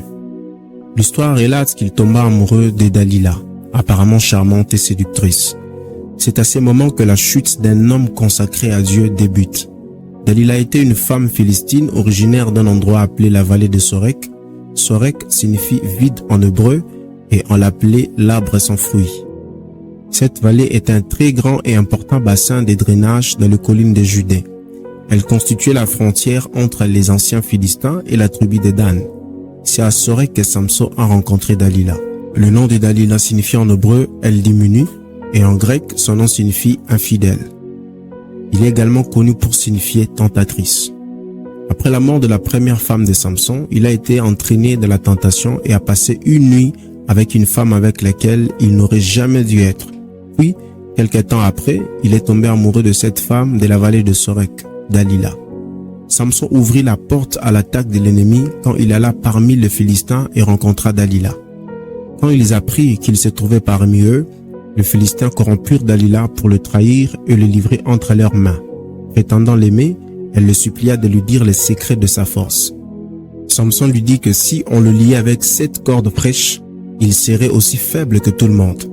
L'ennemi était là en embuscade, prêt à les lier immédiatement avec des cordes. Mais quand Dalila s'exclama, « Les Philistins sont sur toi, Samson !» Il s'éleva et rompit les cordes comme si elles étaient brûlées par le feu, et il s'échappa. Samson devrait rompre avec Dalila, surtout après avoir su qu'elle l'avait trahi. Pourtant, il retourna chez elle. Elle essaya encore de connaître son secret. Cette fois-ci, il lui dit que s'il était lié avec de cordes neuves, il serait sans force. Les Philistins le lièrent avec de cordes pendant qu'il dormait, mais quand il se réveilla, il les rompit comme si elles étaient du fil. Samson semblait aimer berner les Philistins par de telles histoires étranges, mais en réalité, il jouait avec le danger et allait bientôt se mettre dans les mains de l'ennemi à cause de son jeu. Jour après jour, Dalila le supplia de lui dire son secret. Enfin, ses larmes prévalurent. Il lui dit la vérité qu'il était sous le vœu de naziréat, qu'aucun rasoir n'avait jamais passé sur sa tête et que si on lui rasait la tête, il serait comme n'importe quel autre homme. Elle lui fit couper les cheveux et la fois suivante que l'ennemi vint sur lui, il était sans force. Dalila, voyant qu'il lui avait ouvert tout son cœur, envoya appeler les princes de Philistins et leur fit dire « Montez cette fois, car il m'a ouvert tout son cœur. » Et les princes des Philistins montèrent vers elle et apportèrent l'argent dans leurs mains. Elles l'endormirent sur ses genoux. Et ayant appelé un homme, elle rasa les 7 tresses de la tête de Samson et commença ainsi à le dompter. Il perdit sa force. Elle dit alors, « Les Philistins sont sur toi, Samson. » Et il s'y réveilla de son sommeil et dit, « Je m'en tirerai comme les autres fois et je me dégagerai. » Il ne savait pas que l'Éternel s'était retiré de lui. Les Philistins le saisirent et lui crèvèrent les yeux. Ils le firent descendre à Gaza et le lièrent avec des chaînes d'airain. Ils tournaient la meule dans la prison. Juge 16, 18 à 21. Posons-nous la question de savoir pourquoi Samson continuait à entretenir une relation avec Dalila alors que celle-ci l'avait trahi 2 fois de suite. La réponse est claire. Samson était dirigé par ses sentiments, c'est-à-dire par sa chair. La preuve, il perdit ses 7 tresses en étant endormi sur le genou de Dalila. Lui qui fut choisi par l'Éternel pour une destinée glorieuse, mais il finit sa vie enchaîné entre les colonnes du temple et ayant les yeux crevés. Sa destinée fut obscurcie parce qu'il a accordé un peu de temps à sa chair de prendre le contrôle du volant de sa vie, et la chair, étant l'allié du diable, a ruiné sa destinée. Nous n'aurions pas pu dire combien plus grandes les victoires de Samson auraient été s'il avait toujours vécu pour plaire à Dieu. Sa mère l'avait consacré au service de Dieu en tant que naziréen avant sa naissance. Et s'il avait accompli de telles consécrations, il aurait vécu une vie sainte, utile pour Dieu et pour l'homme. Pense aux bénédictions qui auraient été déversées sur lui s'il avait gardé cette force à la fois spirituelle et physique. Les enfants de parents pieux ont un héritage merveilleux, mais aussi une immense responsabilité. Si nos parents nous ont consacrés au Seigneur, nous avons un bon départ vers une destinée glorieuse. Mais si nous refusons de marcher sur la voie que Dieu a tracée pour nous, nous souffrirons la plus dure punition, même plus que ceux qui ne connaissent pas l'Évangile. Dieu enverra certainement la conviction aux enfants en réponse aux prières de leurs parents, mais il ne peut sauver personne contre son gré. Chaque personne doit s'y repentir elle-même. Et si elle refuse de faire ainsi, elle sera éternellement perdue en dépit de prières de ses parents. Faites attention, ne jouez pas avec la chair, traitez-la durement pourvu que la volonté divine soit faite. Le point 4.3. Saül et sa royauté. Petit A. Introduction. Saül était le premier roi de l'État d'Israël, son nom Saül, en hébreu Sheoul, qui veut dire demander. Il était de la tribu de Benjamin. La genèse de sa carrière et ses premiers exploits sont liés à la mission prophétique de Samuel. C'est au sanctuaire de Gilgal qui échappait au contrôle direct des Philistins, eurent lieu la réunion des tribus et devant l'Éternel, la proclamation de Saül comme roi de tout le peuple. 1 Samuel 11, 15. Cette élection avait un caractère directement politique. Israël agissait désormais en tant que peuple et s'orientait ainsi sur une voie qui devait le conduire à l'établissement de royaume, à l'instar de peuples voisins et païens. La situation créée par la menace philistine était pour beaucoup dans ces événements et renversements qui touchaient les consciences et le groupe. On attendait du nouveau roi, qui d'ailleurs s'est comporté presque exclusivement par la suite comme un chef de guerre, qui libéra Israël des Philistins comme il l'avait libéré des Ammonites. Petit B. Règne et déclin du roi Saül. Le règne de Saül a commencé pacifiquement vers 1010 avant Jésus-Christ, mais cette paix n'a pas duré. Un des événements les plus connus de sa vie est son affrontement avec les Philistins de la vallée d'Ela, où le géant Goliath a provoqué les Israélites pendant 40 jours avant d'être abattu par un jeune berger du nom de David. 1 Samuel 17. En dehors de cet incident marqué par la crainte et l'incertitude, Saül était un chef militaire compétent qui a consolidé son trône par sa victoire à Jabès des Galates. À la suite de ce triomphe, il a été une nouvelle fois proclamé roi à Gilgal, 1 Samuel 11, 1 à 15, avant de mener la nation vers une nouvelle série de victoires militaires, si bien que sa popularité a atteint son apogée. Très vite, Saül commet 2 erreurs qui conduisent le Seigneur à lui retirer sa royauté. Après une première victoire sur les Philistins, ces derniers lèvent une armée imposante composée de 30 000 chars, 6 000 cavaliers et une troupe de fantassins aussi nombreuse que le sable de la mer. Saül mobilise les hommes d'Israël, mais ces derniers prennent peur et se cachent dans les grottes, dans le trou, dans le rocher, dans les caves et dans les citernes. 1 Samuel 13, 6. Saül attend la venue de Samuel pour offrir un sacrifice et appeler la bénédiction de Dieu sur son combat, mais ces derniers tardent à venir. Devant les retards du prophète, Saül commet une faute, il offre lui-même un sacrifice. Lorsque Samuel arrive et qu'il apprend le comportement du roi, sa sanction est sans appel. Tu as agi stupidement, tu n'as pas observé le commandement que le Seigneur ton Dieu t'avait donné. Le Seigneur aurait affermi pour toujours ton règne sur Israël. Maintenant, ta royauté ne tiendra pas. 1 Samuel 13, 13 à 14. La sanction paraît sévère au regard d'une faute qui nous semble bénigne. Elle est grave car c'est la compréhension de la royauté qui est en jeu. En voulant occuper la place du prêtre, le roi n'a pas respecté la séparation de pouvoir. En cumulant la fonction politique et la fonction religieuse, il s'est inscrit dans le registre du tyran plutôt que dans celui du serviteur.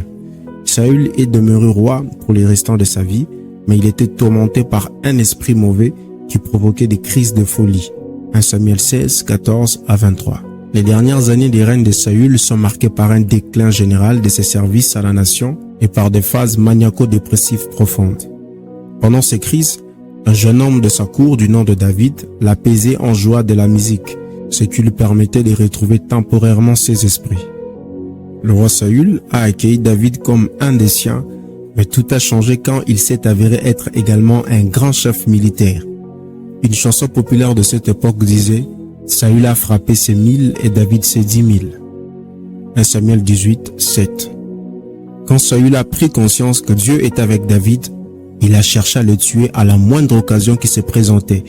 Mais David a échappé à ses tentatives de meurtre récurrentes à l'aide de son ami Jonathan, le propre fils du roi, et de sa femme Michal, la fille du roi.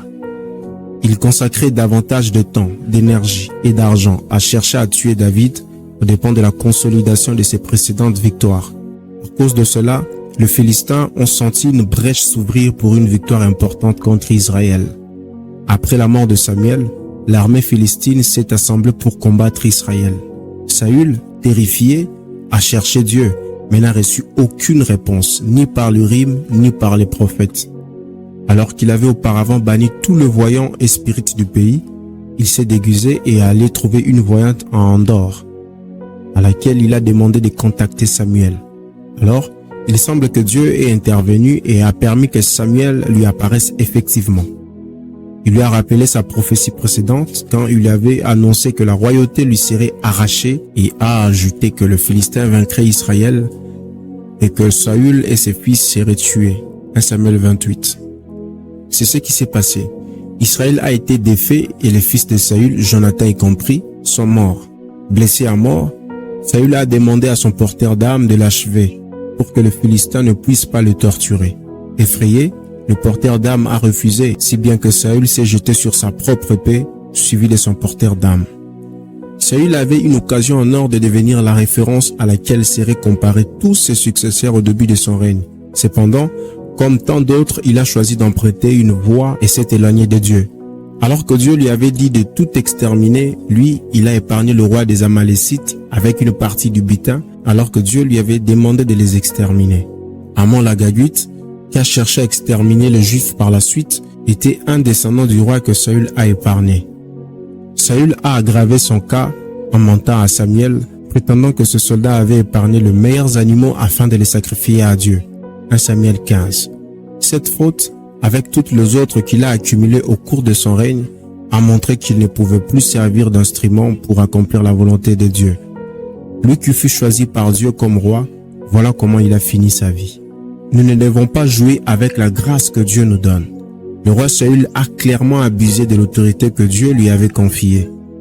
Quand les autres sont à notre service et nous couvrent d'honneur, l'œuvre de la chair appelée l'orgueil s'empare souvent de notre cœur au point où nous en venons à penser que nous sommes des personnes extraordinaires qui méritons cette gloire et à oublier que c'est Dieu qui est aux commandes et que lui seul domine sur toutes choses. Dieu a peut-être choisi Saül à cause de son humilité, mais avec le temps, cette humilité a cédé la place à un orgueil égocentrique et destructeur qui l'a amené à sa perte. La vie de Saül aurait été tellement différente s'il avait obéi à ses principes. En tant que roi, il aurait pu bénéficier de toute la sagesse dont il avait besoin, mais en ignorant les sages conseils divins, il a laissé le peuple s'éloigner de Dieu et sa santé spirituelle s'est détériorée. La principale leçon que nous pouvons retenir de ces deux histoires est de ne jamais penser que si Dieu compte sur vous, c'est que vous êtes le seul sur qui il peut compter. Car il y a encore 7000 qui n'ont point fléchi leurs genoux. Chapitre 5. Crucifie ta chair, sauve ta destinée. Le point 5.1. Crucifixion de la chair. Que veut dire crucifier sa chair? Du latin crucifigere, mettre en croix, composé de crux, croix, et figere, ficher, fixer, clouer, ce qui explique les dérivés crucifixion au lieu de crucifixion avec C. La crucifixion est une méthode d'exécution consistant à placer le supplicié sur une croix, un support en forme de T ou un arbre, et à l'attacher par divers moyens, entre autres clous, cordes, chaînes, etc. Il existe plusieurs variantes du supplice que l'on retrouve à différentes périodes dès l'Antiquité et dans différentes civilisations. Mais dans notre contexte, nous parlons de la crucifixion de la chair, selon qu'il est écrit dans le livre de Galates, chapitre 5, verset 24.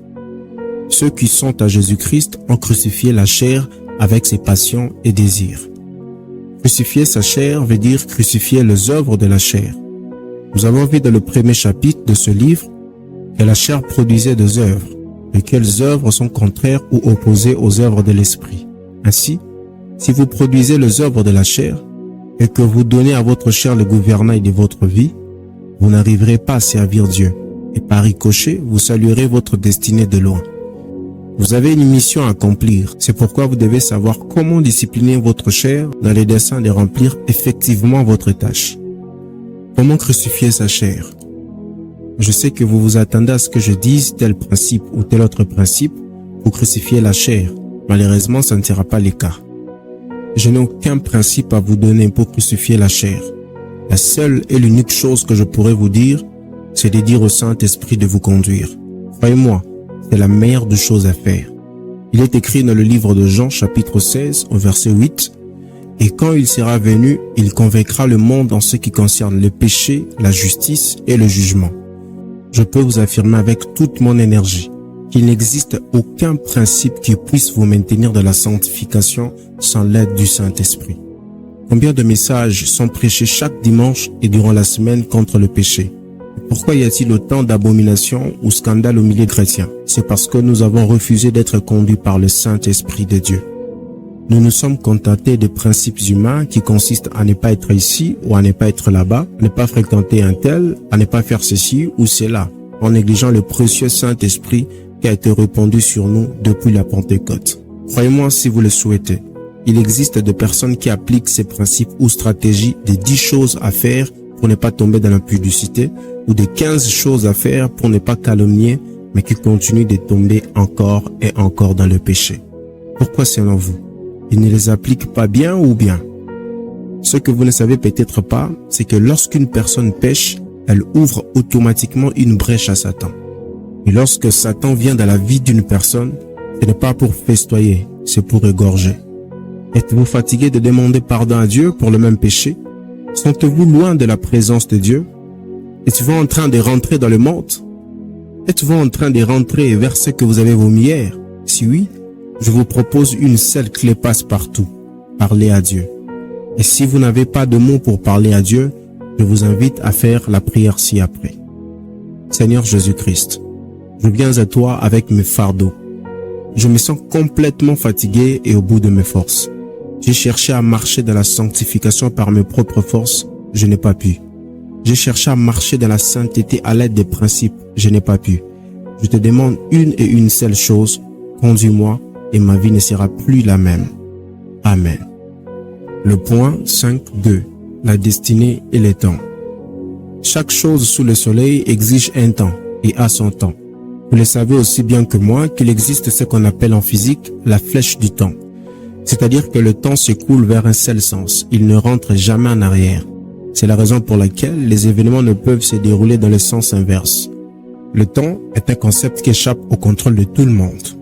Aucun savant n'a pu définir exactement ce que c'est le temps. À l'époque du physicien Isaac Newton, le commun des mortels pensait que le temps s'écoulait de la même manière pour tout le monde jusqu'à ce qu'un autre physicien appelé Albert Einstein vienne démontrer que le temps ne s'écoule pas de la même manière pour tout le monde et qu'il peut être dévié si on se déplace dans l'espace. Autrement dit, le déplacement dans l'espace affecte l'écoulement du temps. Nous ne parlons pas de la physique dans ce livre, mais j'ai essayé de vous montrer comment le temps est un facteur très complexe. Seul Dieu, le maître des temps et des circonstances, est capable de nous apprendre à ces sujets. Votre destinée a aussi un temps pendant lequel elle doit être forgée et un temps pendant lequel elle doit être réalisée. Le travail de Dieu ne se réalise pas n'importe comment et n'importe quand. Il y a un temps pour chaque travail de Dieu. Dieu n'agit jamais ni trop tôt ni trop tard, mais de notre naissance à notre dernier souffle, il accomplit ses desseins souverains dans notre vie. Il conserve les rênes de toutes les circonstances et de chacune de nos vies, d'éternité en éternité. Aucun événement de l'histoire n'a jamais pu entraver les desseins éternels de Dieu qu'il a préparés dès avant la fondation du monde. On pourrait s'attendre à ce que le fait de comprendre la souveraineté de notre Créateur rende la patience et l'attente un peu plus facile, mais malheureusement, ce n'est pas toujours le cas. Du fait de notre nature humaine, attendre le moment parfait de Dieu peut être difficile. Dans l'existence frénétique que nous menons, attendre qui ou quoi que ce soit est souvent difficile. Nous voulons obtenir ce que nous voulons tout de suite. Avec les dernières avancées technologiques, les choses vont de plus en plus vite.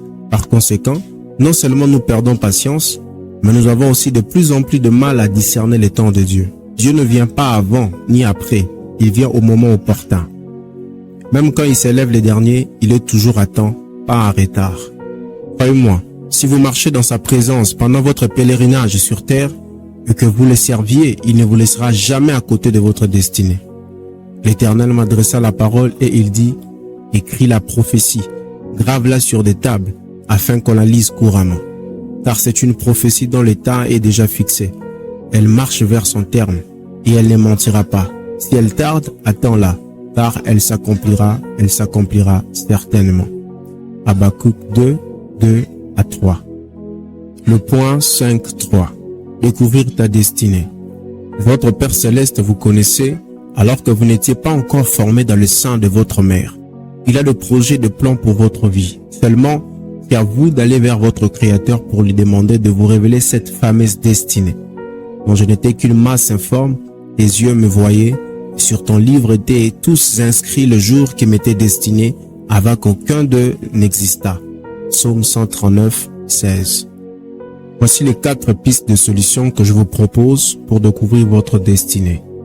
Première piste de solution. Devenir enfant de Dieu. On ne naît pas enfant de Dieu, mais on le devient en recevant la parole, en croyant au nom de Jésus. En effet, le pouvoir de devenir enfant de Dieu est donné aux hommes et aux femmes de toute nation, de toute tribu, de tout peuple et de toute langue, afin d'hériter du royaume des cieux, selon Apocalypse 7, 9. Dès qu'on reçoit la parole qui sauve par la foi dans le Seigneur Jésus-Christ, le Sauveur du monde, on devient une nouvelle créature. À tous ceux qui l'ont reçu, ceux qui croient en son nom, elle a donné le pouvoir de devenir enfants de Dieu. Jean 1, 12. Une fois que vous avez reçu le Seigneur Jésus-Christ dans votre vie, vous pouvez désormais accomplir votre destinée en toute quiétude. Car le Créateur, Jésus-Christ, est désormais votre Père et vous intégrez automatiquement la famille de Dieu. Si vous avez déjà reçu Jésus-Christ comme Seigneur et Sauveur dans votre vie, c'est une bonne chose. Mais si vous ne l'avez pas encore fait, je vais vous inviter à prendre une décision qui changera le cours de votre vie et vous fera entrer pleinement dans votre héritage. Cette décision, c'est d'accepter Jésus-Christ comme son Seigneur et Sauveur. Vous acceptez que son précieux sang a été versé à la croix pour vous, c'est-à-dire qu'il est votre Sauveur, et vous le confessez de votre bouche qu'il est votre Seigneur, c'est-à-dire le maître de votre vie. Si vous l'acceptez, alors je vous prie de faire cette prière. Seigneur Jésus-Christ, je viens à toi tel que je suis. Je reconnais avoir dirigé ma vie seul. Je t'accepte comme Seigneur et Sauveur. J'accepte l'œuvre de la croix où tu as versé ton sang pour que je sois sauvé. J'accepte qu'à part toi, il n'y a point de Dieu. Dirige-moi tout droit vers la destinée, car je sais que je rendrai compte pour tout ce qu'aura été ma vie sur la terre. Merci Seigneur Jésus-Christ. Amen. Deuxième piste de solution, la révélation. Avoir la révélation de qui vous êtes et de ce que Dieu attend de vous aide à ne pas vous éparpiller. Vous allez ainsi maximiser votre temps car vous avez des objectifs et une vision claire. Mais comment accéder à cette révélation? Petit A. En étudiant les Saintes Écritures. La parole de Dieu est la boussole par excellence pour découvrir ce qu'il veut faire au travers de nous. Rien ne pourra l'égaler ni la remplacer. Nous devons donc nous appliquer à la lecture et à la méditation de la Bible. Ne négligeons pas ces précieux trésors et prions que le Saint-Esprit nous donne l'amour de la parole. Psaume 119, 105.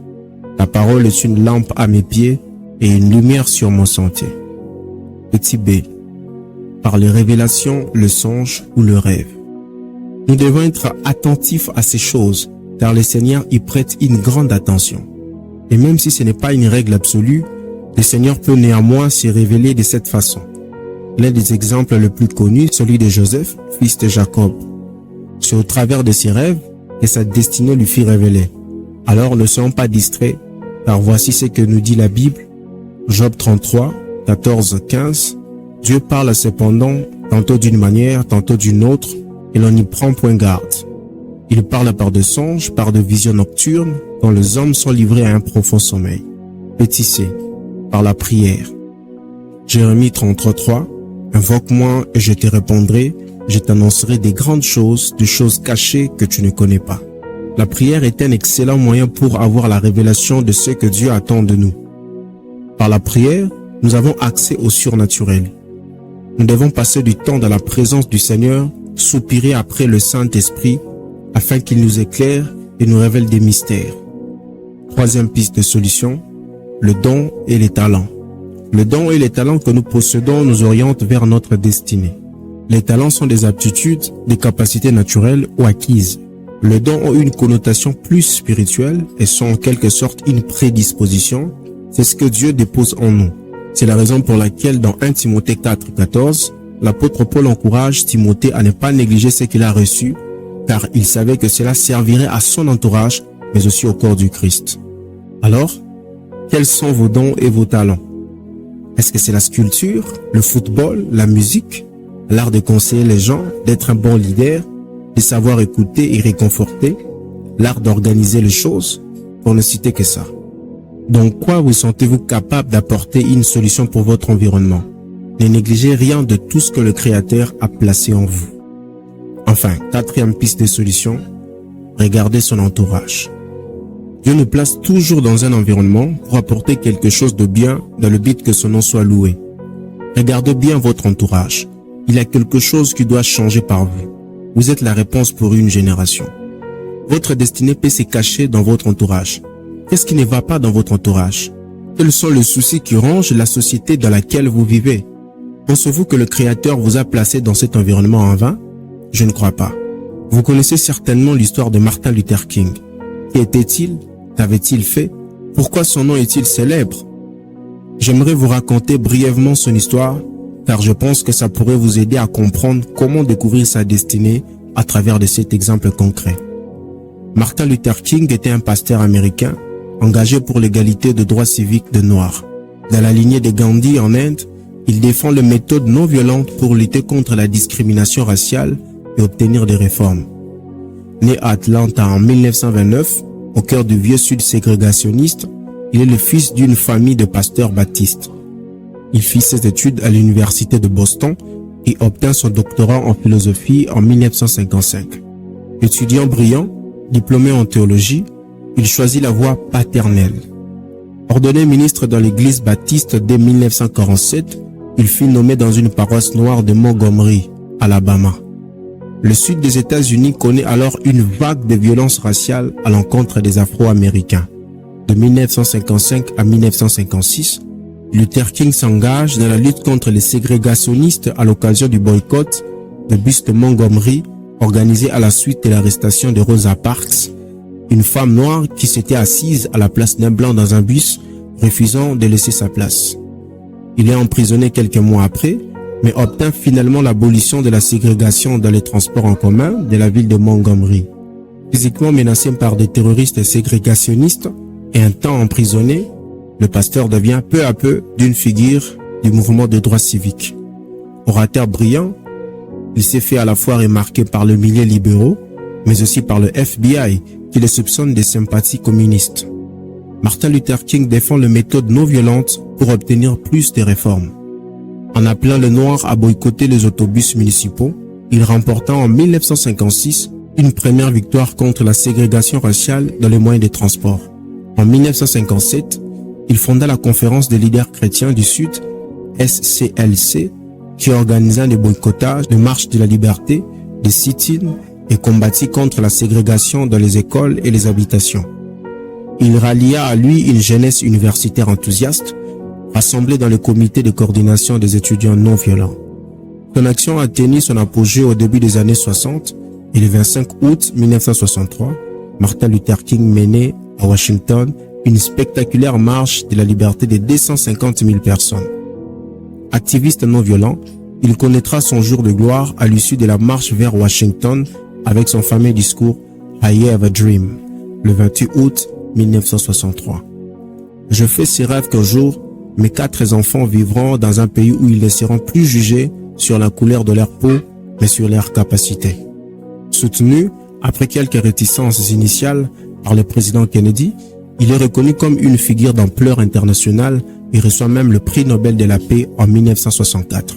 La fin des années 60 sera pour lui l'occasion de s'élever contre la guerre du Vietnam et de décrier les dérives du capitalisme, ce qui lui vaudra une fois de plus d'être soupçonné de sympathie pro-communiste.